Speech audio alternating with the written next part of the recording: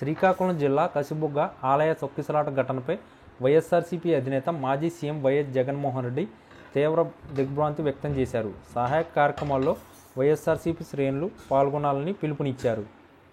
Media సమాచారం మేరకు 10 మంది మరణించారని తెలుస్తుంది. బాధిత కుటుంబాలను ప్రభుత్వం ఆదుకోవాలి, క్షతగాత్రులకు మెరుగైన వైద్యం అందించేలా చూడాలి. వైఎస్ఆర్సీపీ శ్రేణులు సహాయక చర్యల్లో పాల్గొనాలి. తిరుమలలో వైకుంఠ ఏకాదశి సందర్భంగా తొక్కిసలాట జరిగి 6 భక్తులు మరణించారు.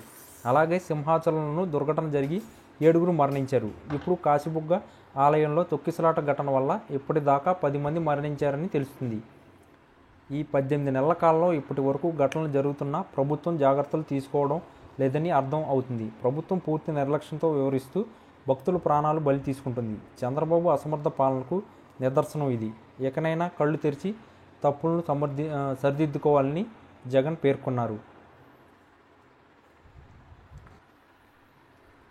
ఎస్పీ కేవీ మహేశ్వర్ రెడ్డిపై మాజీ మంత్రి పలస వైసీపీ సమన్వయకర్త సిదిరి అప్పలరాజు నోరు పారేసుకున్నారు. కసిబుగ్గ సిఐ సూర్యనారాయణపై కూడా అనుచిత వ్యాఖ్యలు చేశారు. తమ పార్టీ కార్యకర్తలను విడిపించడం కోసం మంగళవారం అర్ధరాత్రి దాటిన తర్వాత కసిబుగ్గ పోలీస్ స్టేషన్కు కార్యకర్తలతో వచ్చి ఆయన హైడ్రామా సృష్టించారు. వైసీపీ ఇటీవల నకిలీ మద్యంపై చేపట్టిన ఆందోళన కార్యక్రమాల్లో ఆ పార్టీ కార్యకర్తలు వేణుగోపాల్ రెడ్డి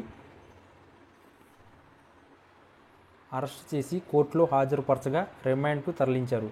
అప్పలరాజు ప్రోత్సాహంతో వేణుగోపాల్ రెడ్డి కానిస్టేబుల్పై దాడికి దిగారని అభియోగం ఉందని ఎస్ఐ నరసింహమూర్తి తెలిపారు. కాగా 5 రోజుల కిందట జరిగిన ఆందోళన కార్యక్రమం ఈ వ్యవహారానికి కారణమైంది. దీనికి సంబంధించి ఇప్పటికే 26 మంది వైసీపీ కార్యకర్తలపై పోలీసులు కేసు నమోదు చేశారు. ఈ వీడియో కనుక మీకు నచ్చినట్లయితే please like, share and subscribe channel.